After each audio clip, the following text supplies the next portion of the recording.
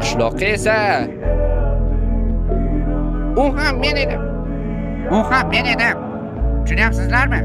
Shuncha vaqtdan beri qishloqqa va artefakt bitta odam edi.